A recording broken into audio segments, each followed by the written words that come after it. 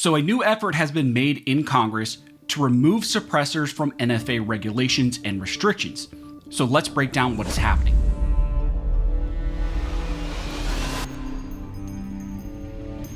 Also want to thank one of the main supporters and sponsors of this channel, which is Kershaw Knives.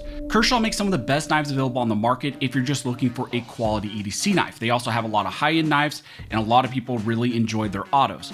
I was actually in Oregon recently and got to check out their facilities and got to see all the knives that they make, and they told me that they produce about 500,000 American-made knives out of that one factory every single month. So again, if you want a quality EDC knife, check out Kershaw Knives. And if you use the code ARMED40, you can get 40% off of your order. Now, as I mentioned in the intro, in this video, we're gonna be talking about a bill that was introduced into Congress, and it aims to remove the NFA's restrictions on suppressors nationwide. This would essentially deregulate suppressors.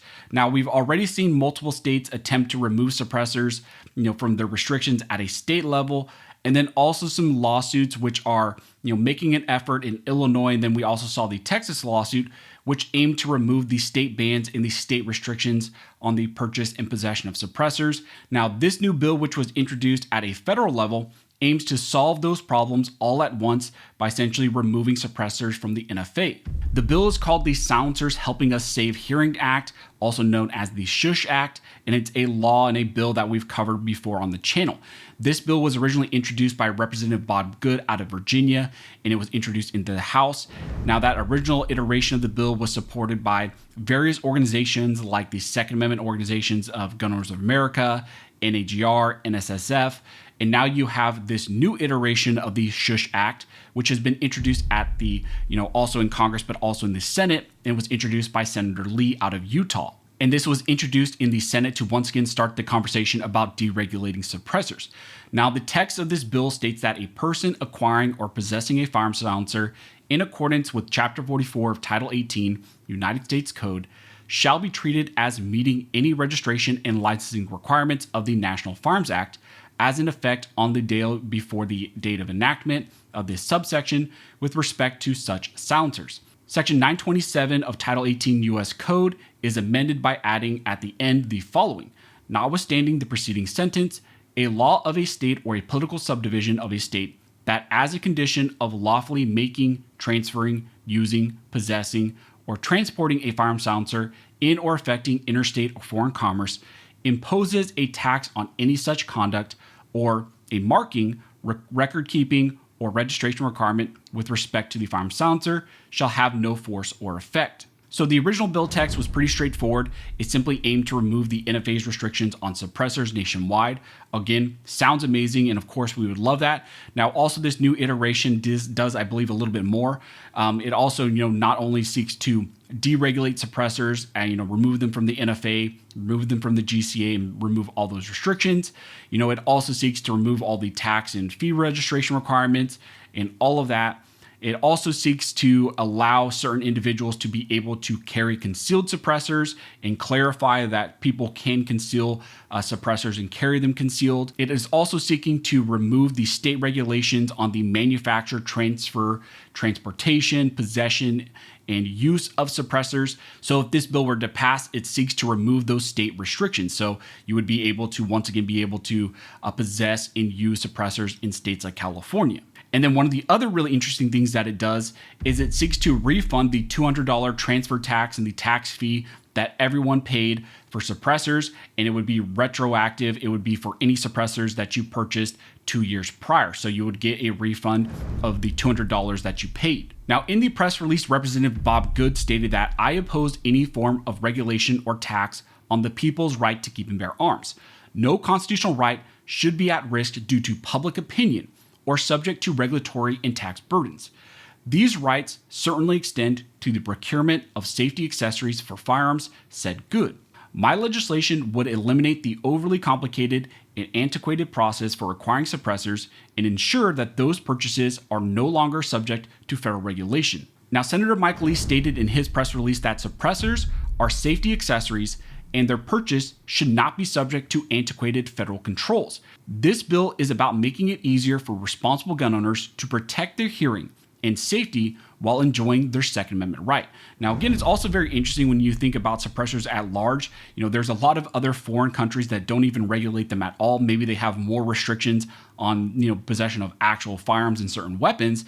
But when it comes to suppressors, there are some countries that are very anti-gun, have a lot of gun control in place, but they don't regulate suppressors at all, and sometimes they even require them. So it's very interesting to see how the US regulates these so aggressively and treats them a lot different when you also have other countries that are very gun control heavy that don't even consider these dangerous at all. Now, NAGR in their support of this bill stated that suppressors are accessories and should be treated just like magazines, scopes, or gun stocks. Treating an accessory the same as a gun sets a bad precedent for anti-gun legislators to further regulate other accessories in the future, and that's very true.